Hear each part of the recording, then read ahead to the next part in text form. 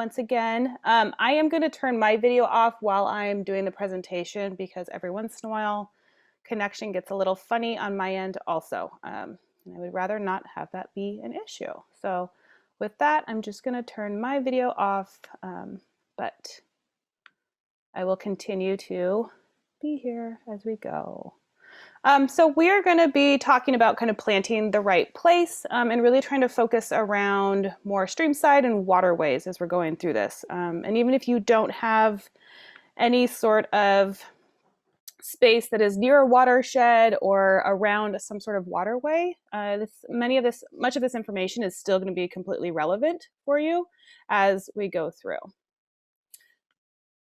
So to begin, what is a watershed? A watershed is the area of land, a bounded hydrological system within which all living things are inextricably linked by their common water course, and where, as humans settled, simple logic demanded that they become part of a community.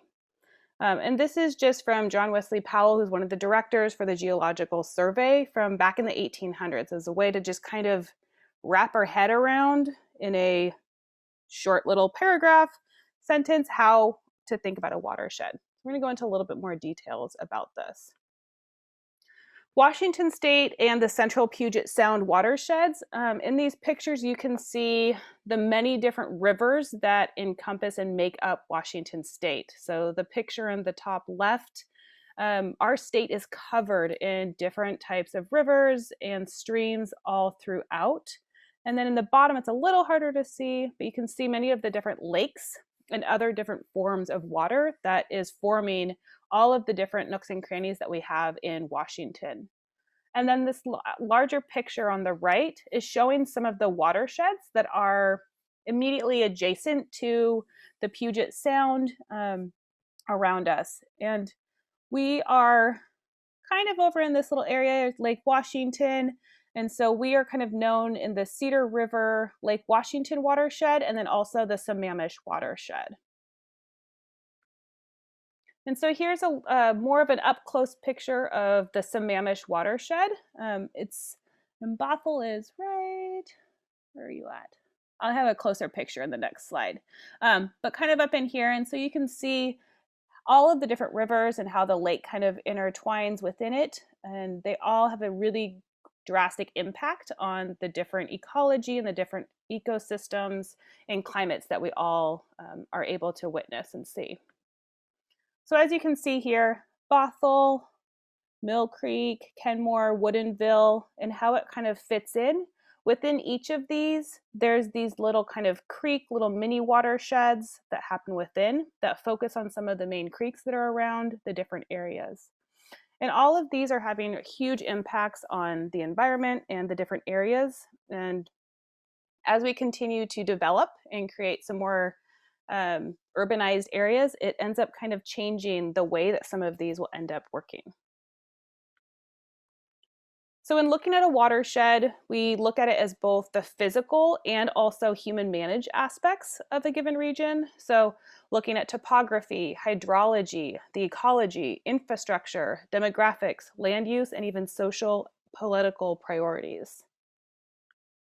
So to go into the topography a little bit more, as many of you know, the Puget Sound is a very vast, ranging in different types of environments. We have the Cascades that are a huge impact on the way our land is created and the way that our different environments and climate is created. The water flow originates in the Cascade Mountains and then pours down into the Puget Sound by many of those different streams, rivers, and lakes that we saw in those previous slides. And so because of that, we have a very unique type of environment. So in this, there is a little graphic here that shows up. And so this is looking at a very basic level of how the hydrological cycle works. And so looking at the evaporation that comes up from the water, and then as it comes up, it condenses into our clouds, moves over the tops of our mountains and is transported. The precipitation comes down, and then it comes down and creates the groundwater that goes down into the soil and then back out into the oceans, the lakes, or the rivers. We also can have runoff, where we have maybe too much water coming through or maybe not enough plant material holding the soil in place. So when thinking about ecology, so the ecology of Puget Sound is really looking at the blend and the way that all of these different types of systems work together. We have our woodlands in some of the more mountainous areas. We have the prairies, the riparian and wetland areas, the alpine meadows, and the beaches. And all of these areas co and work together. And they also provide habitat and food sources for many of our different wildlife and the different animals that we have around. So it's really important to think about all of them and not just focus on one type of area as we're thinking about the way that water is impacting the entire state. When thinking about infrastructure, the industrial in nature or means of recreating natural systems, our infrastructure is designed to support our daily lives, such as interfaces, the natural ecology of the area. So a lot of this has to do with what more human man-made areas have been created so that we can survive or that we can continue to expand our reach in these areas. So looking at our water resources, such as the lakes, some of the dams, or how our utilities work into that, any sort of major commercial developments that happen, what types of industries are created along these waterways, how they're able to help with transportation with some of the different boats that come around, maybe housing that is along the edges of the streams, the lakes, or the rivers, and then all of the different parks and trails that are created so that we can enjoy them in a more personal, positive way too. When thinking about demographics, land use, and socio-political priorities, as you can see on the left, the population density that we end up having is usually surrounded by focuses of water. And this generally has to do with the way that the area was originally created. So water is usually a way that cities are created. It's easier for a food source. It's a way to be able to transport materials. And so the density of those areas is focused around them, having a larger impact on the different water sources. We also then have the farmland that goes in, and that's another way for us to be able to look at where some of the land is and how it can be utilized in different ways. The water then is also very important as we're doing and looking at these different systems too. We rely on our rivers and our lakes and rainfall to be able to feed that farmland so that we will have the produce and the food to be able to grow. One of the things that is also important to think about is the storms. So here in Washington, we have a fair amount of water that comes through. And as Christy mentioned, thinking about the amount of water that flows down and potential that goes into storm drains, creeks, and the sound. So it's really an overwhelming volume of water. And I think it's hard for people to grasp how much water actually comes through. But because of the increase in different roads that we put in, or buildings or streets that we end up putting in, we have more impervious surfaces, meaning that the water is being not fed back into our local creeks, but being pushed down into different storm drains and into different areas. It can also then increase the amount of pollutants that comes through the storm drains, and then also can cause erosion where the vegetation has been removed along some of those different areas. Quality of life on the water planet Earth is directly dependent on the quality of water in its various phases of the hydrological cycle. And one of the kind of things to think about when we're looking at this is really realizing how different and how each place is so unique in where the different areas are being created. Stormwater runoff equals 75% of the pollution that goes into the Puget Sound. And so this is another just reason why it's so important to think about different ways that we can protect that water and figure out ways that we can help with the filtration of the system and not continue to pollute our different rivers and the sound. Poor water quality is known to be in 549 different streams, rivers, and lakes around Puget Sound. We have a lot of different rivers and streams around, and that is a large number to think about how poor that quality of water is because of pollution or because of erosion and other types of things that might be happening. We've had a loss of 30 to 100% of some of the wetlands and 75% of the Puget Sound saltwater and marshes. So because of the way that we have continued to build our buildings and expand with urbanization, it has caused some of those areas to be able to disappear. And so it's important for us to be able to maintain and protect the ones that are left because they do provide such a huge importance to the area. In 1995, pesticides were found in drinking water of 28 of the 29 cities tested in the Midwest. Which I know that's not over here in the Northwest, but it does go to show how important it can be to really keep thinking about that as we're looking at our watersheds and how they're all interconnected and how they all intertwine together. So stormwater runoff. So this kind of goes into a little bit of what Christy was talking about, and it's important to think about what we can do because we are a growing city, we are a growing place. So thinking about some of the impacts that can happen from stormwater runoff is not only pollution that enters through because of a lack of biofiltration, which is just the filtration of going through vegetation. There's a lot of erosion that can happen, as you can see here in this picture of the water kind of undercutting and making that area fall off. Fine soil particles wash down into streams, which doesn't seem like a very big deal until you start to realize that it clogs up different areas and it starts to change the shape of different spaces and reducing some sort of habitat for different animals. Salmon can start to decline. And then at least over in Seattle, our combined sewer overflow systems can start to overflow into water because we have too much water going into one system where the sewer is also going in with all of our storm drains. So another reason to kind of try and slow that process down and protect the areas that we have. So another thing to think about is the impacts of the increased stormwater is that it can reduce the amount of groundwater recharge. So in thinking about that map of the water going up and then going across and then the precipitation coming back down and then going back into our lakes, if we don't have a way for that water to go back into the soil, then we're losing some of that groundwater. Our summer water can be a higher need. We can start to have people requiring more chemical use because they're like kind of falling back to the last thing. And then we can also have a lot of problems with flooding and property damage. And so it ends up being a big problem for all sorts of different people and different parts of the area.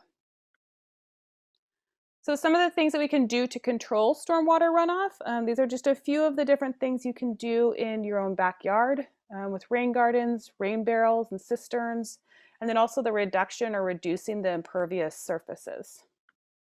So just a quick little background about rain gardens. They are a bioengineered solution. So if placed in the correct spot, they help to avoid flooding by creating a space where water drains out slowly throughout the day. So it doesn't hold water, it slows down the process so that the soil can absorb it at a better rate. We use generally really highly amended soil, which is very high in compost, which helps to hold that water and slow down that process. We oftentimes use native plants because they're adapted to our environment. And you also want to make sure that you have an outlet for the overflow because we do get pretty heavy rains and it is meant to be a slow drain that you don't want it to overflow because then you are defeating the purpose of having it there. And oftentimes they can really support wildlife and be very attractive. It's a great kind of thing to add into your garden if you're able to have that space. Here's just a quick picture that kind of shows a sample of some of the different types of plants that you can put in.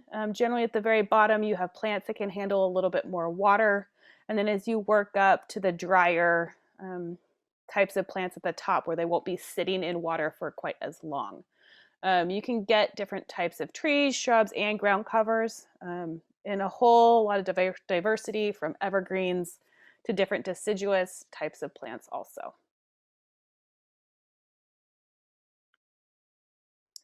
When looking at the reduction of the impervious surfaces, this is really trying to move away from just concrete and pavement and looking at some of the different types of mulches, gravel, wood chips, eco pavers, and different types of porous concrete to be able to allow that water to go down.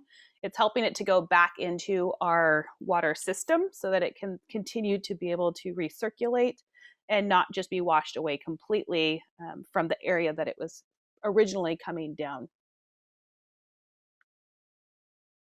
When looking at rain barrels, oftentimes they're around 55 gallons, which really is not that much when we are looking at the amount of rain that we get. As you can see at the bottom there, 1 inch of rain on a 1,000 square foot rooftop will be 623 gallons. So if you think about one of our really heavy rainstorms that comes through, we can get 1 inch of rain in an hour sometimes, or in a couple of hours. And so you fill up those pretty darn quickly. They're a great thing to have to be able to hold water and water your plants. I have one at my house and I love it, but it does fill up very quickly, especially in our winter months. So sometimes people will kind of put a whole bunch of them together, or they will do a cistern, which is just honestly a jumbo version of a rain barrel. These are looking at hundreds of gallons up to 1,000 gallons, and they're quite large and they're able to take in. Oftentimes they are connected to a storm drain in one way or another, or the sewer system, so that you can control any sort of overflow water that's coming out. They can also are great to be able to use for water catchment in the summertime because they do hold so much water. And it allows you to be able to have the year-round type of water source, and then also helping with slowing down the amount of water that might be flowing into our creeks, down the roads, or into the combined sewer system.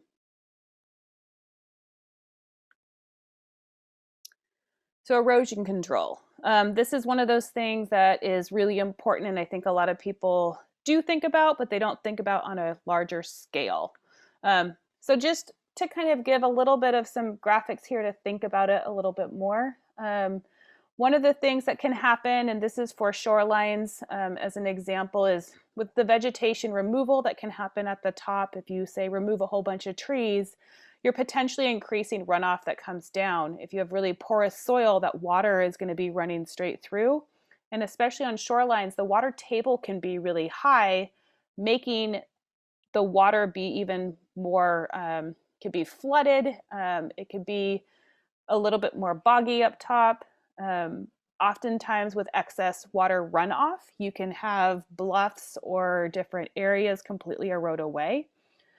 The saturated soils from the water table rising can also cause problems without having the stability to help hold that area together.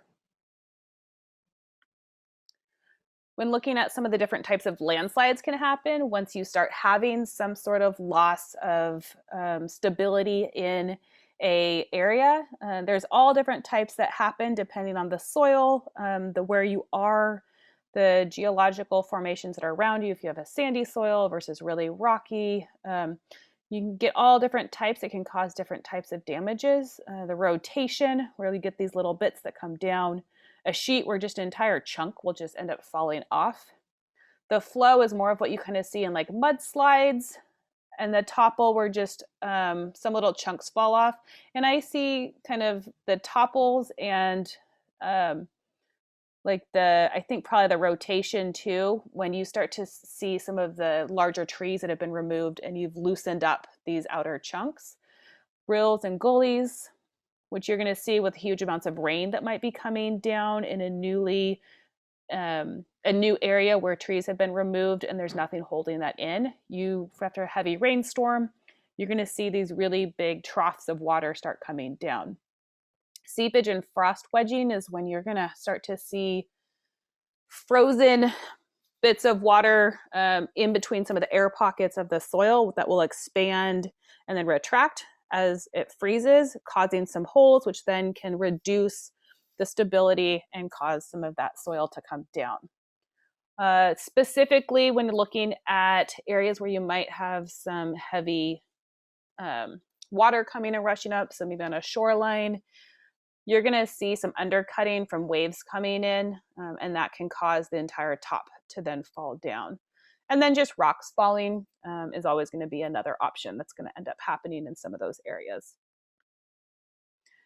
So one of the things to think about with erosion control, the effects of vegetation is really a huge way to minimize the erosion. It's one of the biggest things that we can do. Roots help to hold the surface soil and stabilize bank materials. They hold the groundwater in to help absorb some of that water. That slows the velocity of runoff and traps sediment. So it slows down all of that amount of stuff that could be going off. It absorbs the energy of any falling rain. So not only trees, but if you have grass or shrubs, that rain is not just hitting one spot. It's kind of bouncing around and having to hit multiple different spots. So it makes it a softer when it finally does hit the ground. And it removes water from soil and transpires it into the air. So it's absorbing that water, so you don't have such a heavy saturated soil because those roots are actually utilizing that soil. And then if you can see in the picture here, just kind of looking at the evapotranspiration that has from foliage, it's actually removing the water and then it's going out and creating a way for it to go back up into our whole entire hydrological system. The deep roots of plants are really helping to stabilize and hold the deeper down types of soil and rocks, whereas grass roots and some of the smaller shrubs are holding that very top 4 to 6 inches from washing down when you might have some of those heavy rains. So just once again, thinking about all the different reasons why the vegetation and how all these systems work together, looking at the cycle again, and thinking about the evaporation of the plants and trees and the grass, and then how the water that does come through goes into the ground and it's recirculating back into our lakes, back into our rivers, so that we can continue that cycle and keep the water where it is meant to be. So when looking at stream sides specifically, some of the things that we look at and think about is what we call a riparian zone. And this is the vegetation that is along a stream. So when thinking about some of the different evergreen trees, and this is just a small sampling, there's a lot of different things on there, and actually in the resource page that Christy has on the website gives some more examples of this. But for evergreen trees, they're a great way to not only help to provide shade in the summertime, but because they don't lose their leaves, they are able to help kind of insulate some of the areas around streams to be able to warm up the area. And then deciduous trees also are helping to kind of cool the area. And what happens when you have cooler water is that it actually helps to hold more oxygen in the water. So it's a great way to utilize deciduous trees. The leaves that fall in the fall will end up being a food source for different insects and different invertebrates, and is a great way to add habitat and different types of food for not only pollinators and beneficial insects also. And then the deciduous shrubs, always wanting to diversify and having different layers. You never want to have just one set because you need to provide habitat for all different types of animals, as we're also trying to prevent erosion from happening. It's also important to think about with this that the different types of systems or trees and shrubs that we have are all going to have different types of root systems. Some are going to be more shallow, some are going to be more deep. So it allows you to have that diversity in protecting that soil. And then looking at shoreline. So these are areas where you're going to have maybe a little bit more wind, potentially more salt. And this is kind of looking at, some of them are the same as the ones for the stream side. But once again, looking at evergreens and deciduous, looking at trees and shrubs. And as I mentioned, there is still perennials and ground covers that can also fall into many of these different areas also. It's really important also to think about the different types of natives that we work in, and I'll go into a little bit more about that. too as we get farther along in this. So building healthy soil. So this is kind of one of those really important things, and I would say the one that I try to kind of test on and hit on the most. Healthy soil is the basis for healthy plants. It's the basis for a healthy ecosystem, and it's one of the important things to think about for helping to reduce the need for chemical fertilizers and pesticides. And part of that is because if you have healthy soil, you have healthy plants. I like to think of the soil as our immune system. So it's the plant's immune system. If you have a healthy immune system, you're able to fight off colds more. You're able to not to be more preventative in the way that you care for yourself. And that's the way that plants end up being too. The healthier they are, they're able to fight off some diseases. They're able to keep some of the pests away from coming and being a huge impact on them. It also helps to reduce the amount of irrigation that you end up needing to have because it provides the soil organic matter increases, which allows you to be able to hold that water into the soil. It gives you the ability for those roots to reach deep down and absorb the water from deeper down in the soil. It helps to filter out different urban pollutants. So not only are the roots helping to do that, but soil is a huge carbon source. And it also is helping to be a natural filtration system as it goes through the different particle sizes. Even some different organisms and different mycorrhizae are helping to filter out pollutants. And it really helps to sequester that stormwater. So soil is probably one of the biggest things that you can do in your area is to help build an area is by building that soil and making it as healthy as you possibly can. Some of the ways to build healthy soil. Mulching your garden beds is one of the best ways that you can do. Leaving leaves in the beds. You always want to remove them from your lawns because it can kill the lawn if you have too much on there, but it is probably the best free mulch that you can get. You don't want to keep any that are maybe diseased or have problems like that. You want to get rid of those, but any leaves that are safe and weed or disease free, pile those on around your shrubs, your trees, and any of your perennial beds, and it will be a huge resource for not only pollinators and beneficial insects, but it creates an excellent what we call leaf mulch or leaf mold that's as it breaks down and decomposes is a huge nutrient source for your soil.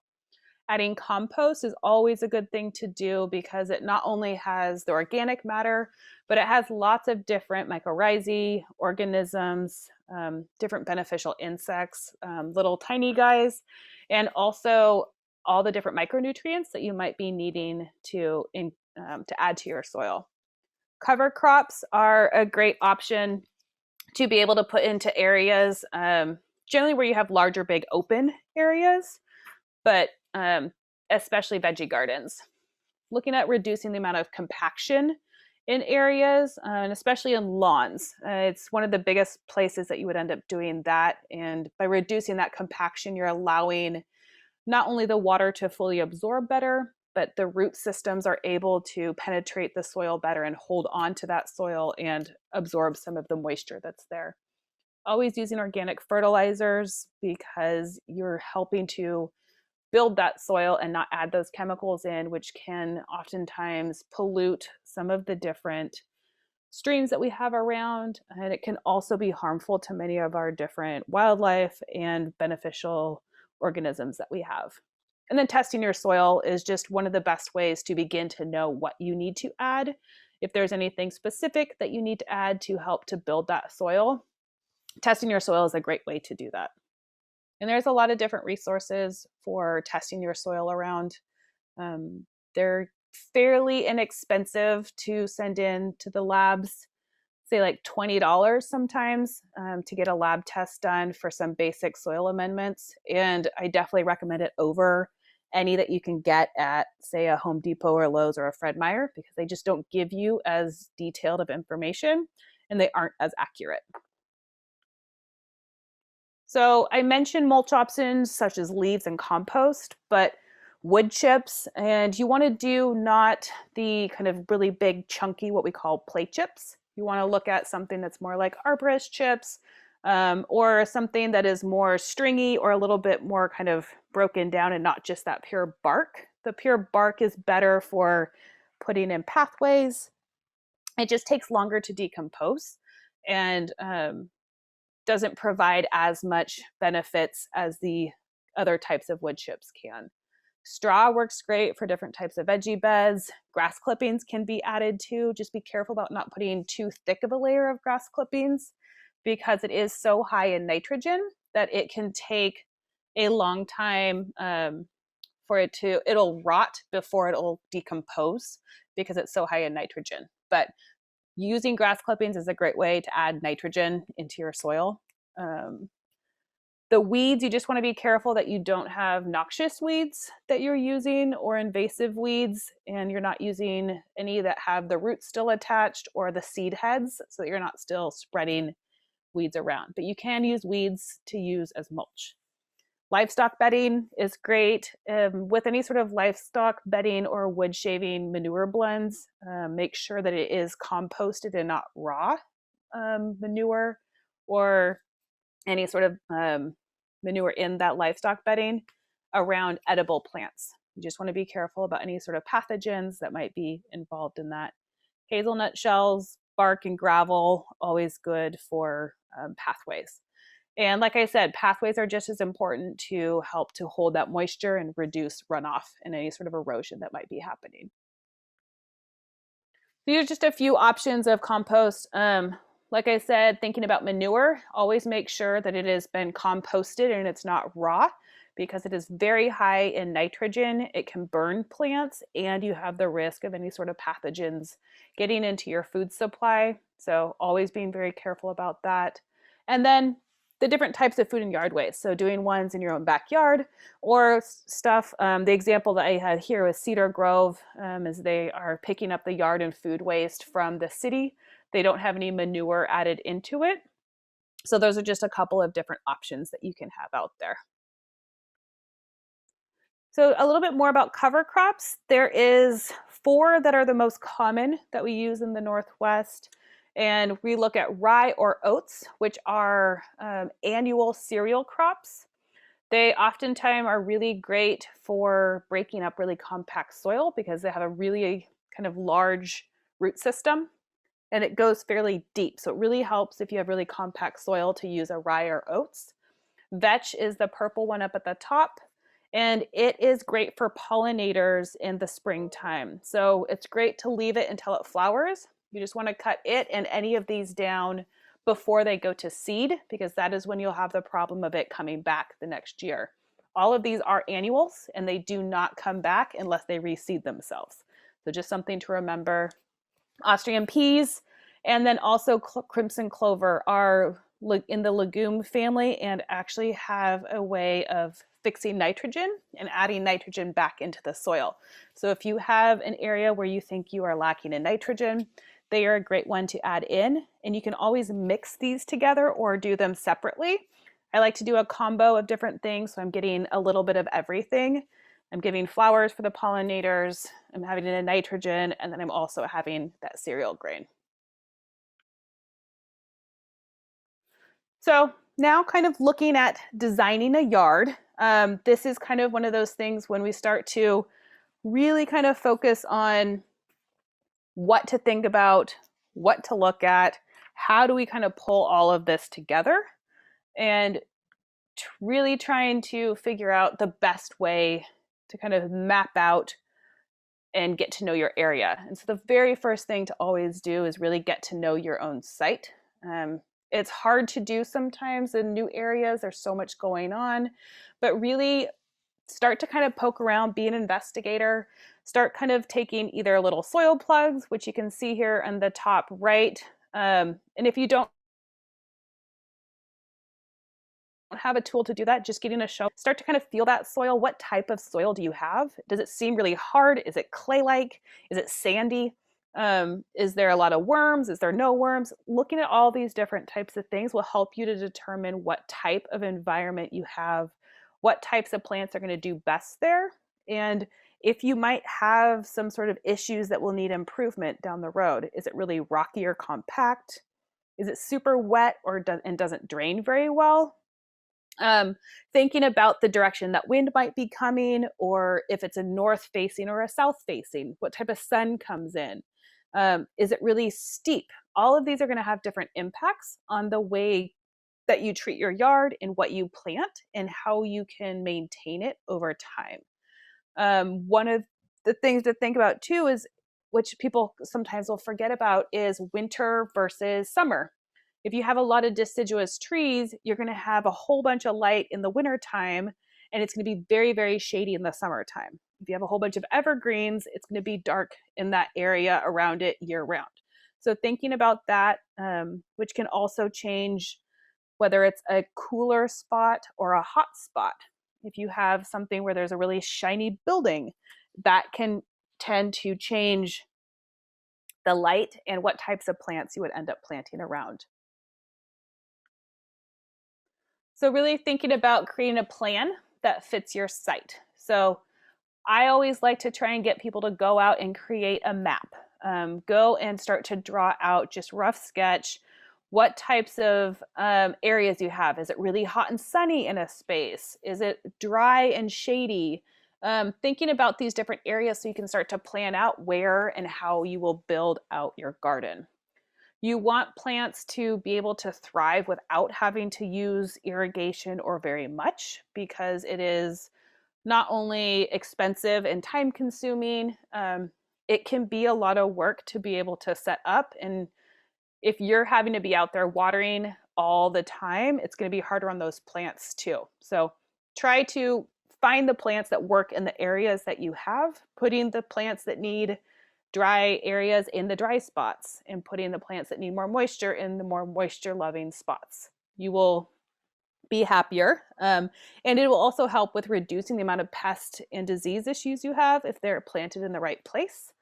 And then also, if you can, some plants and shrubs, we do have disease issues and pest issues here in the Northwest.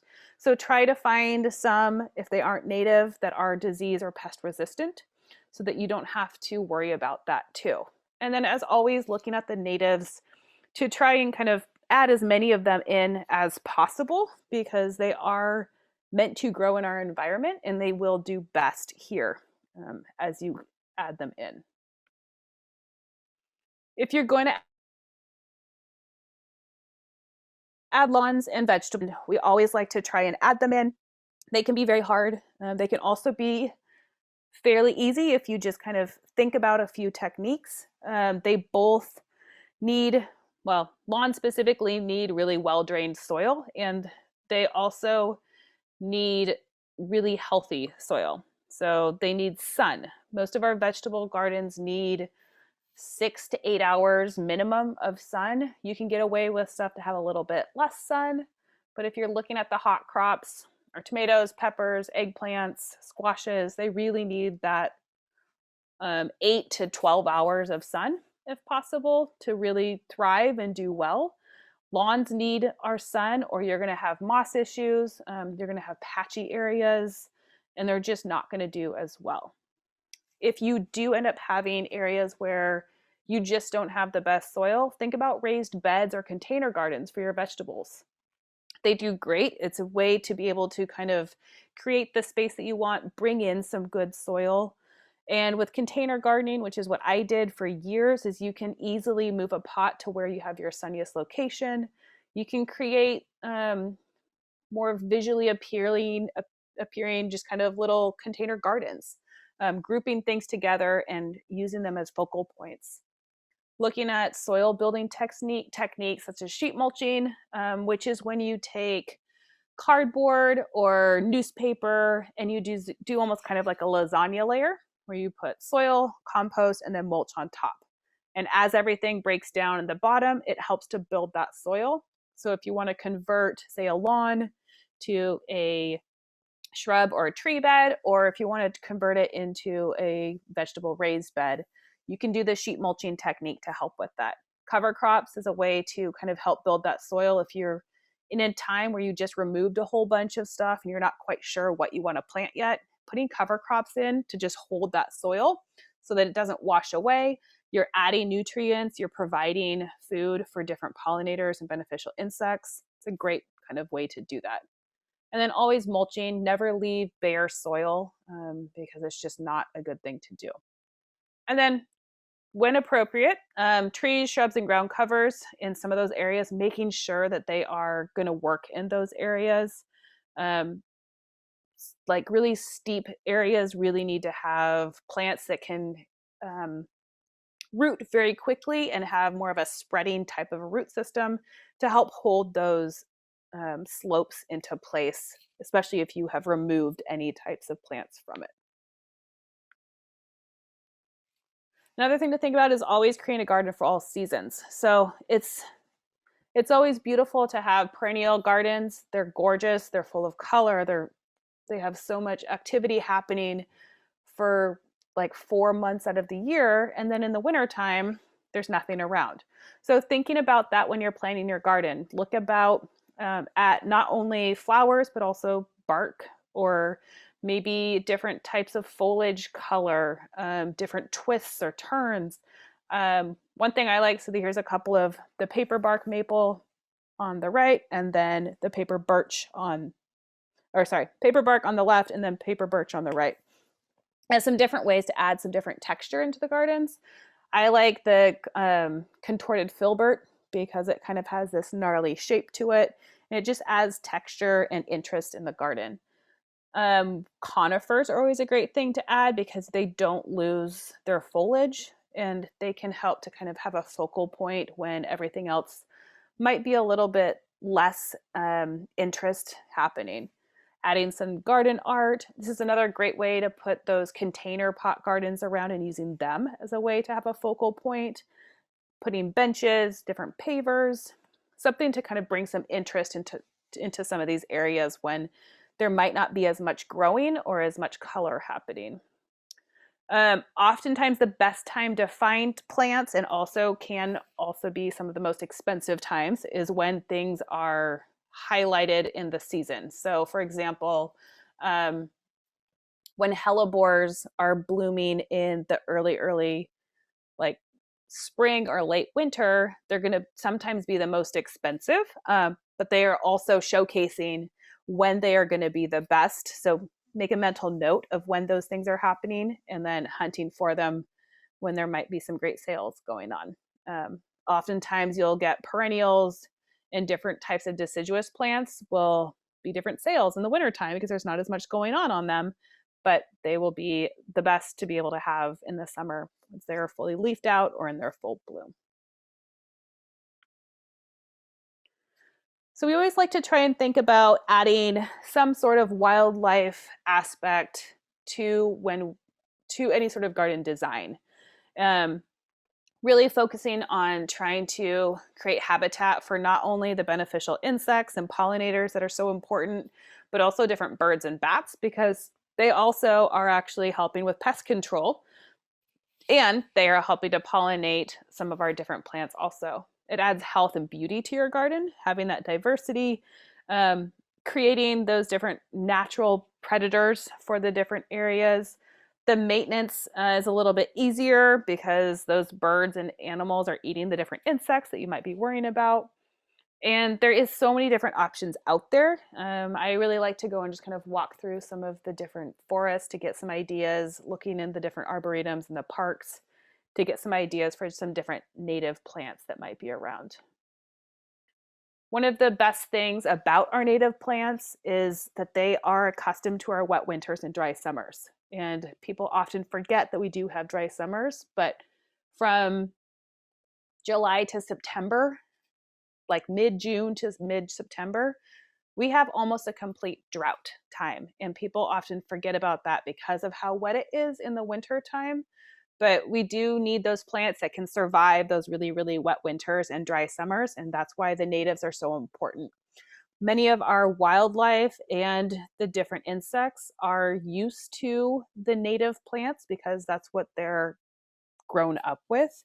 They are getting better at recognizing some of the ornamentals that have been around for a long time, but it is important to continue trying to plant the different natives so that they are getting the food source that they need. And then once again, drought tolerant, but they also then require less fertilizer because they are accustomed to our soils and to our environment. So they make it easier to be able to have a garden than trying to fight and add a whole bunch of different types of new plants that aren't quite used to it. Food for wildlife. So in the fall, one of the things we like to do is not make our areas too tidy.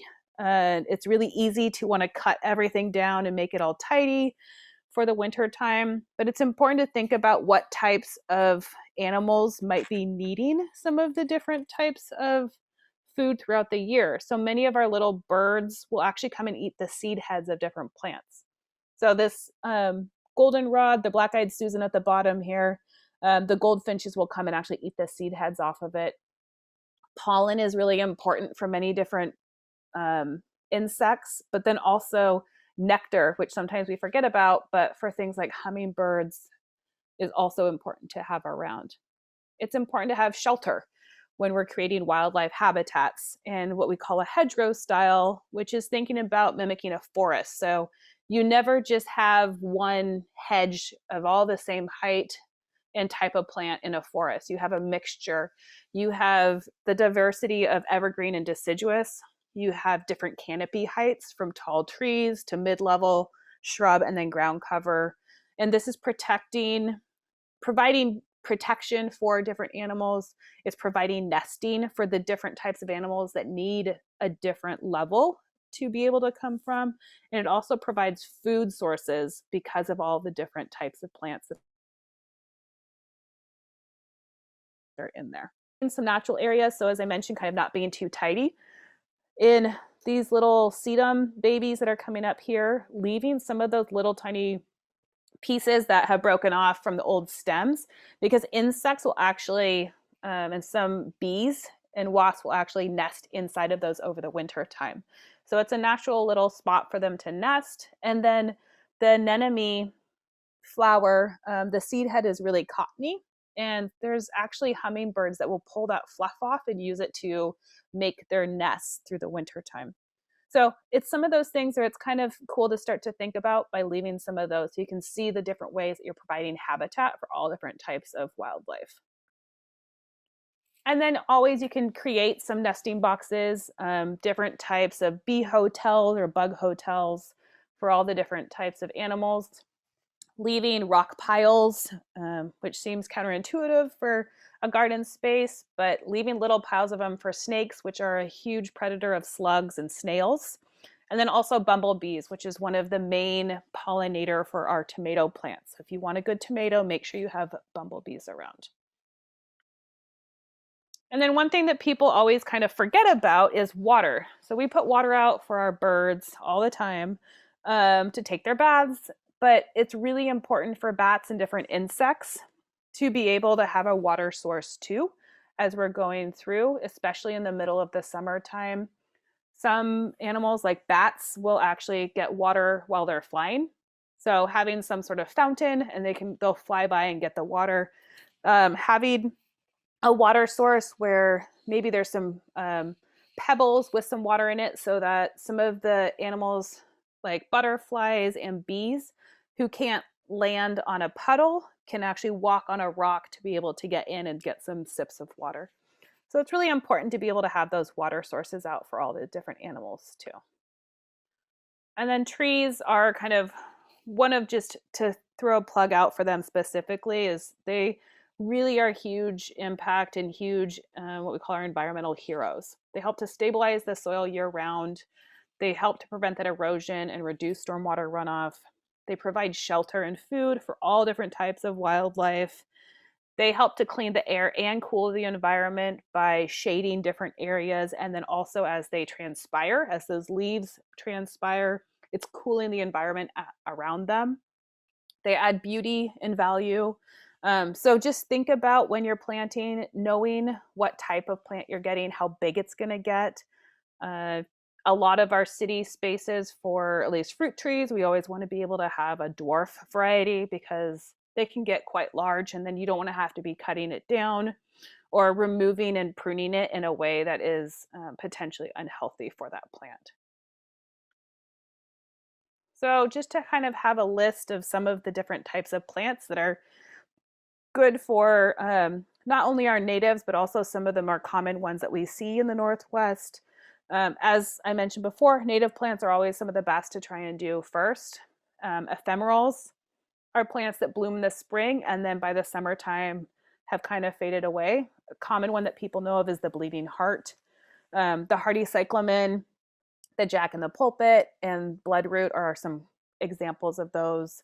Different woodland plants like that filtered shade, so epimediums, ferns, violas, primulas, hellebores, and asarums are all excellent. And that the asarum is the wild ginger. And then spring blooming bulbs are also just kind of fun to put out. I like to actually put some of them, some of the really short ones like crocus, in the lawn. And so putting them in the lawn, by the time you are doing your first mowing on the lawn, the flowers are already done. So it kind of creates this meadow of crocus in your lawn. The leaves of the crocus look like the grass, so you can't really tell if it's in there. So it's a fun way to kind of intersperse them into the areas. They're also a great way to have some, to make it feel like it's spring and get out of our dreary winter. Looking at some full sun and dry summer type plants. So the sedums and herbs, one thing to think about too is where plants are coming from. So thinking about comparing environments. New Zealand is often a place it's similar to some of our climates, and so they do well in our areas, and they also, some of them need a little bit more protection. So looking at a warmer side of the house to be able to put them in, the euphorbias, hebes, phormiums. And then plants from California and Mexico do really well in the more windy, kind of coastal type areas, and also the really dry and kind of sandier areas. And the Mediterranean is another great spot for thinking about different types of plants that will do well in your hotter, drier, rockier, sandier areas. They oftentimes don't need a whole bunch of extra nutrients, so they're good in some more poor soil areas sometimes too. And then thinking about if you're near an actual kind of shoreline, a little bit more salty area, a lot of these plants can handle that saltier area, and they do well in other kind of areas too. They don't need to be there, but they can handle those salty conditions. So it's a great one to just kind of take note of if you're trying to figure out what to add in. But these are all great ones to be able to do in just honestly anywhere in the Northwest. The Madrone is one of my favorites and is one that unfortunately is dwindling and having a lot of disease problems. So if anybody has them, try and keep it around as long as possible because we need more of them.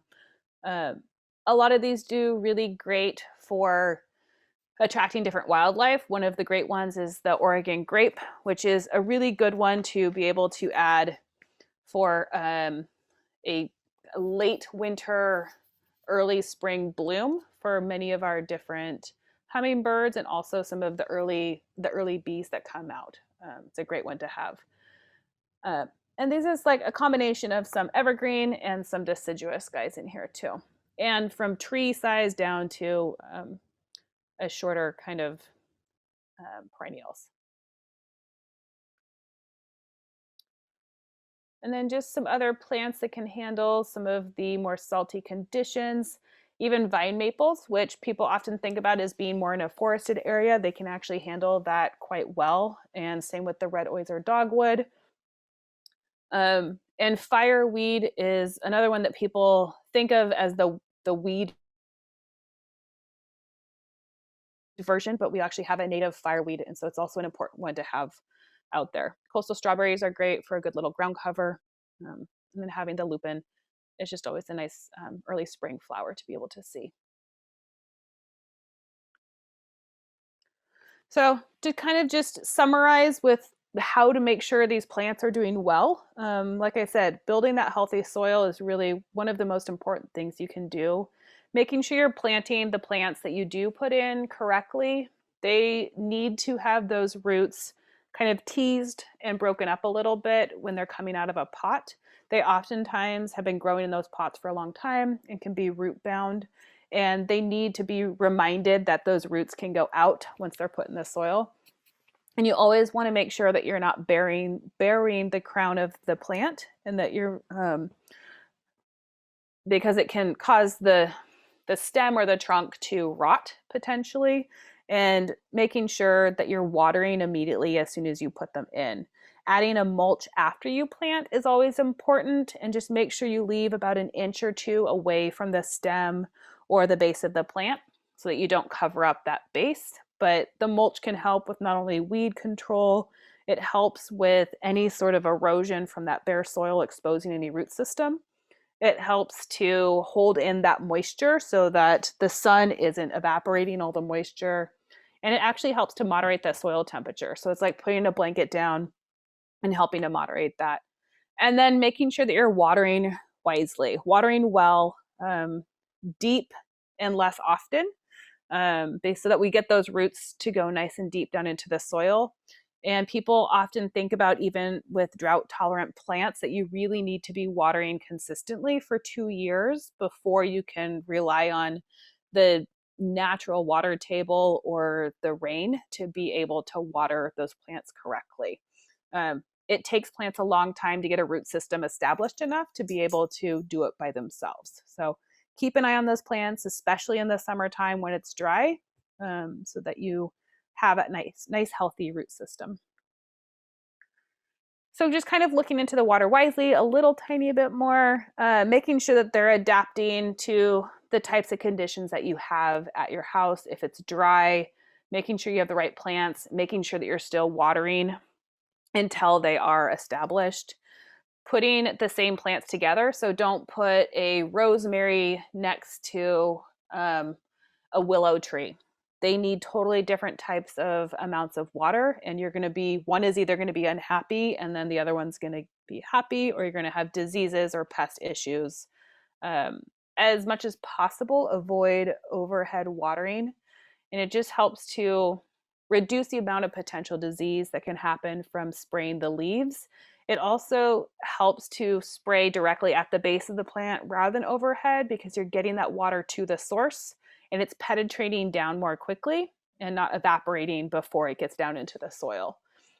As much as possible, watering in the morning, because you have the opportunity for the soil to absorb the water, the plants to absorb the water before the heat of the day.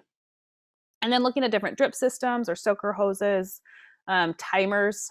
Anything that can help you to reduce the amount of work you have to do to make your plants grow nice and healthy is going to be easier on you and the plants.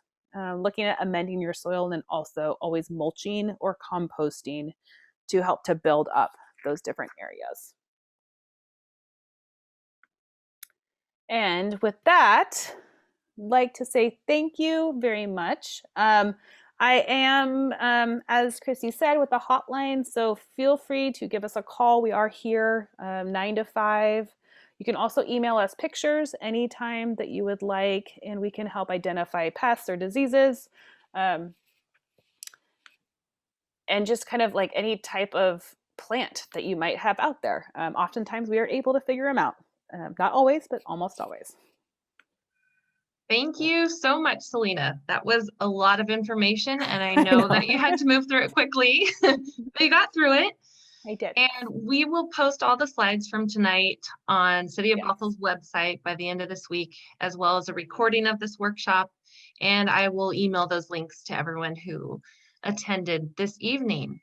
So we are just about ready to begin the Q&A session, which is scheduled until 8:30.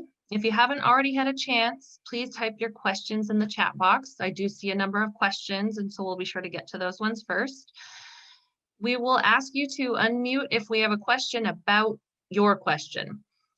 And if time runs out and Selena's not able to answer all of your questions, again, the resources here on the screen, the garden hotline. They're just, they're the experts. So I encourage you to We try. utilize their service. Yes. So we'll leave the screen up throughout the Q&A session, but I think now would probably be a good time to launch the second set of poll questions. Yes. And as a reminder, if you answer these questions, then you can be entered into a drawing to win a gardening book.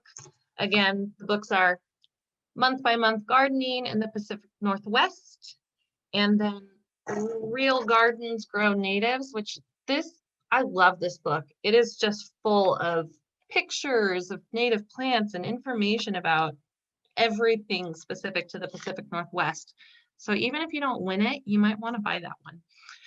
And with that, okay, so we've got the poll in progress.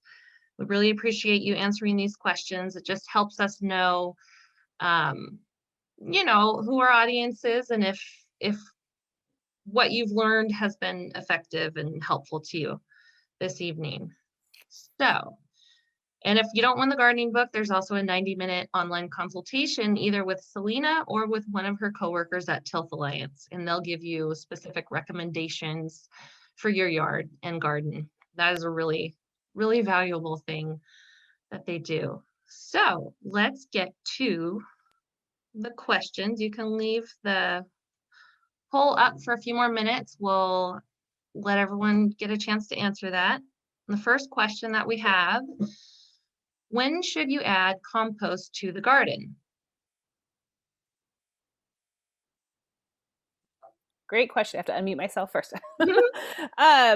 So we oftentimes say in the fall or the spring, but honestly, any time of the year, if you haven't added any, is always a good time to add it. I will always try and add it in the fall as I'm removing plants and preparing the garden for winter.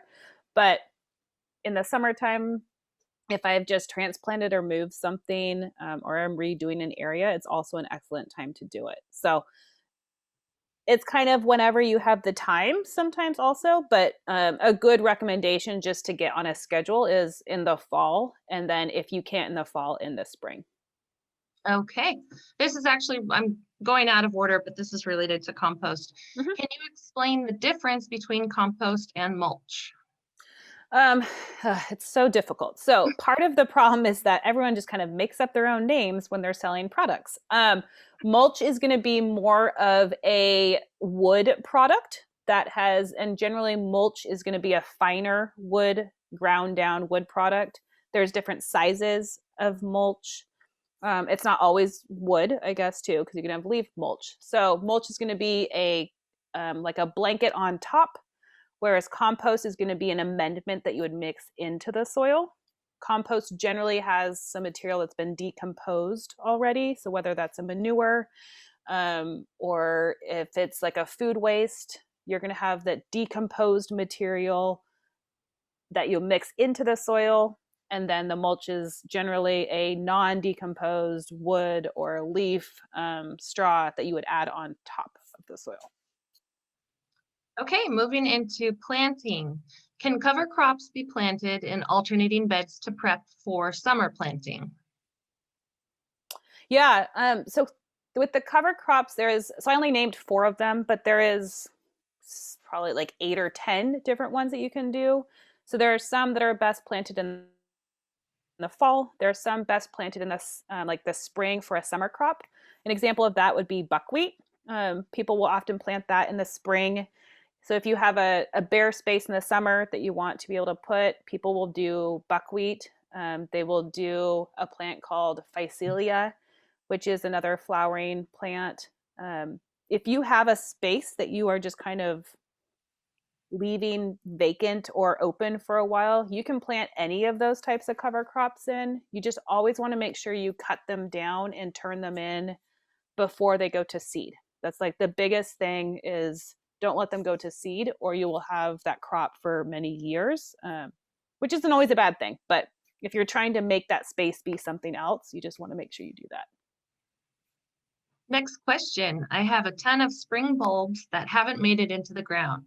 When should I plant them? Now or later in the year for next spring? Um, if you plant them now, they are not going to bloom or not do very much. So I it's always a hard question for me because they're not going to do much now because they need that cold temperature to initiate a good bloom and to get the root system nice and hardy. If they were ones that you got early this year, they should be fine until fall.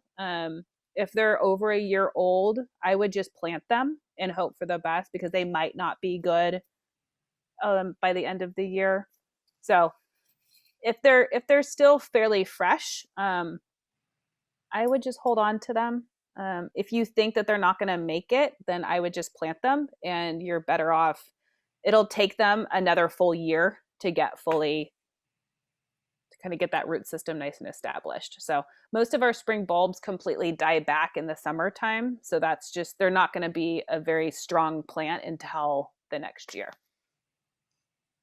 Okay, and this one I actually answered in the chat. The question was, does the resource site have a list of native plants to use in the garden and yard? And I included the website for King County's Native Plant Guide. They have a list of native plants. They have pictures. They're categorized by plant type, and they even have planting plans.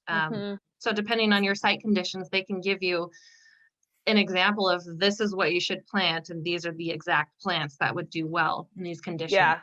Yeah, they're great. And I would also just check any of the conservation districts. They have really great lists of plants, and they oftentimes have plant sales on their native plants. The one thing to think about is the sales usually happen in the spring, but you have to reserve your plants in the fall. So make that list now, and then in the fall, keep your eyes open for any conservation districts that are having sales and make your order then.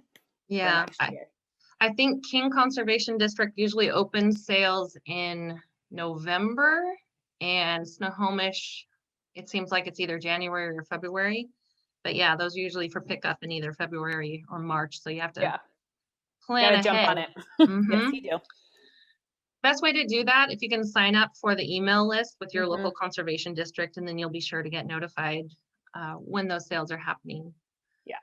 All right, another question we have. Planning for new landscaping seems overwhelming. Choosing designs, plants, areas, etc. Are there landscape planning services that are available at reasonable rates? That is a great question. No, honestly, what I tell people to do when I'm doing my landscape designs is I tell people to go walk around the neighborhood and take pictures of what they like, to begin to get an idea of the different plants that you like, because it is very overwhelming. There's so many different plants. There's so many different ways you can put stuff together.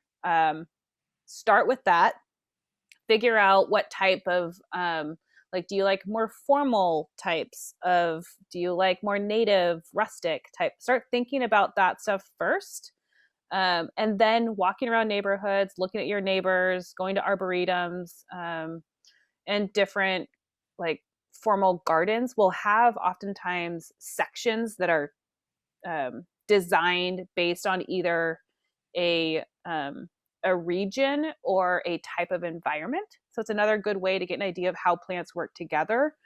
As far as online affordable design sites, I can't think of anything specific besides going through some of the different resources that are on the resource sheet. The greatplantpicks.com, I think, or .org, I can't remember. Great Plant Picks.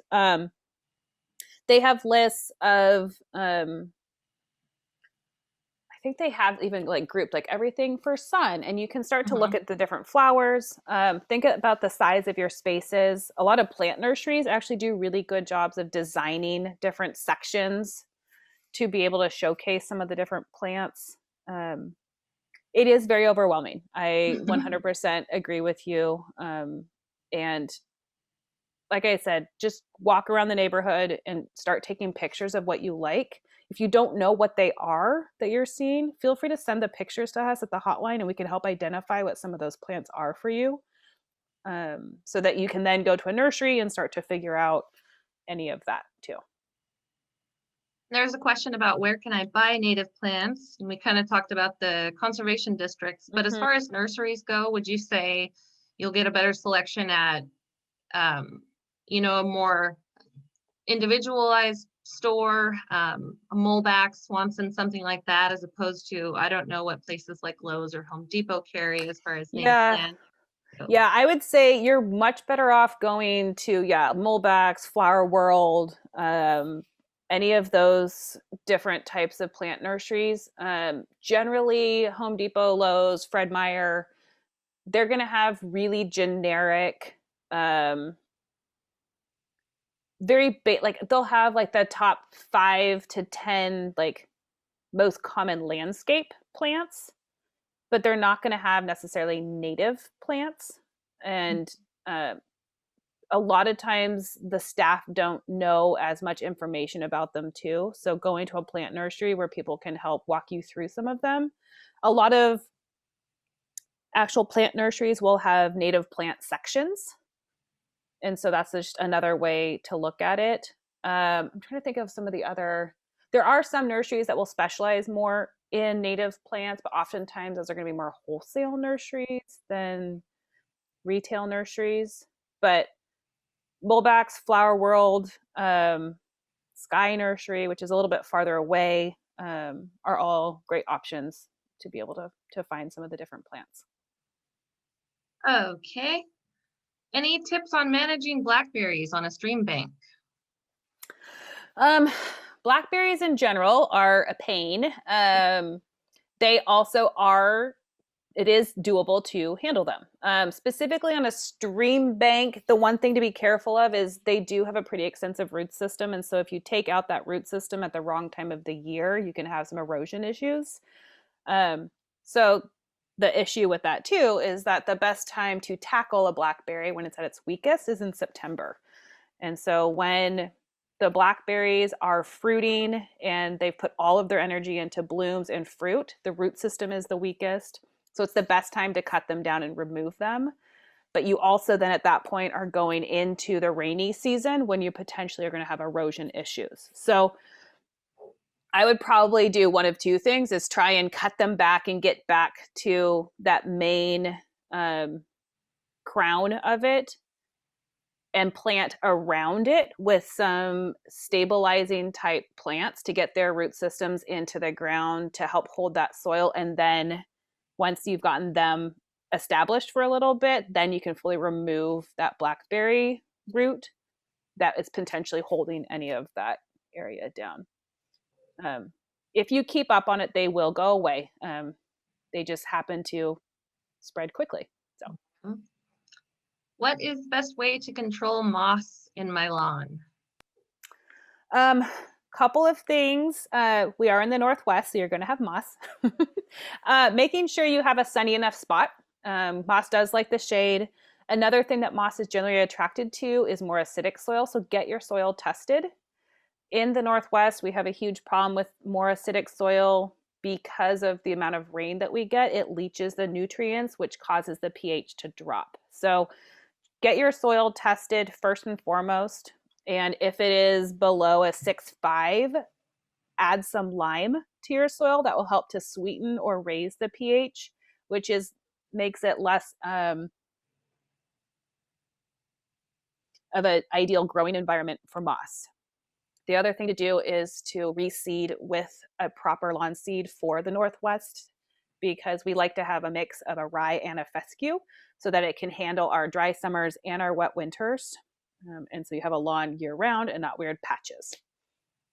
Aeration, making sure you don't have compact, soggy soil, will also help with a robust lawn, which will help outcompete the moss. Okay.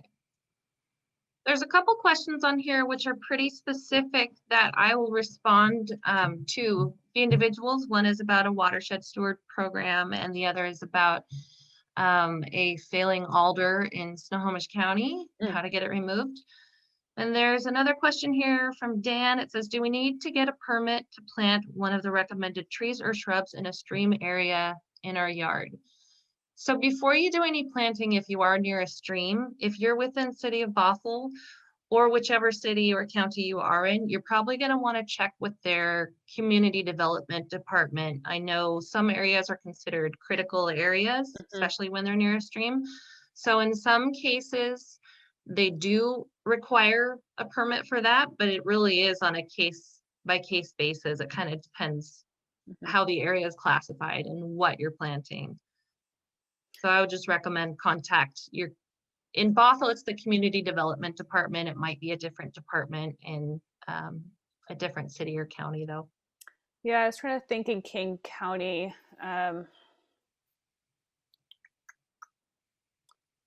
Yeah, I mean, I know it depends because we deal with a lot with like the Seattle, like the SDOT, Seattle Department of Transportation, for our planting strips. So the area between the sidewalk and the road, that area you have to get a permit to do any sort of planting in because it's their property. But yeah, starting, and then some parks you have to have issues and talk to them first. You definitely are, you can't, yeah, I would just check with your local city or county to see what their requirements are for some of those. And like Christy mentioned, stream sides are very sensitive areas, and oftentimes you do need to have some sort of permitting. And Katie's asking also about a tree leaning over into the roadway. I would recommend starting with your city or county street department. A lot of times if something is hanging over into the roadway and it's a danger to the road, that's where you're going to want to start to have them come out and take a look at it and see if there's something that either they will do or if it's something they'll allow your HOA to remove also. Another question, when do I use compost and when do I use mulch? Compost is going to most often we do compost around our vegetable beds or areas that need a little bit more nutrients or actual organic matter added in. So converting large areas into a new shrub or perennial bed, amending your vegetable garden. If you have really clay soil or really sandy soil, adding compost will help add organic matter. If you're in an area where you're just trying to top dress and not mix in the soil, mulch is a great time to do that. Generally, you're not going to put a thicker, heavier mulch, like a more woody chip type mulch on your vegetable garden. That's going to be more specific for like a perennial, shrub, or tree area. The more chunky stuff you would want to use in like pathways because it just breaks down slower and doesn't add as much nutrients into the soil. It's a great spot to use that. So generally compost is vegetable beds or amending full areas, and then mulches can be a top dress in other areas. All right, I'm not really seeing any other questions. We have about 4 or 5 minutes left. So if anyone has a specific question, you can type it in the chat or unmute yourself. If you're not able to unmute yourself, I can do that for you.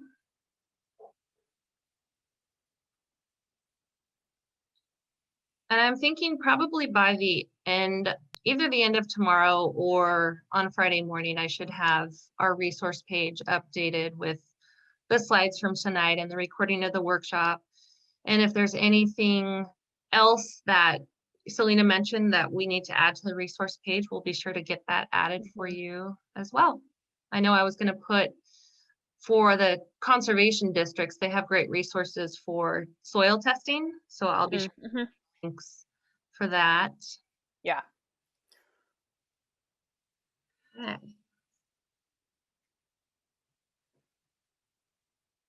Well, I'm not really seeing any more questions. So we have 3 minutes to spare. That's 3 more minutes of sleep I can get tonight. Yes. That's right. All right. So Well, thank you everybody for joining, and please don't hesitate to email or call us if you have any other questions. yes, and if you're able to, next Wednesday, we will be having our second workshop in the series, and Selena is going to talk about managing pests and weeds along waterways. So if you didn't already sign up for that and you want to, if you're not able to go back to the registration page, you can just email me and I will be sure that you get signed up for it. And we hope that you all enjoy the rest of your night.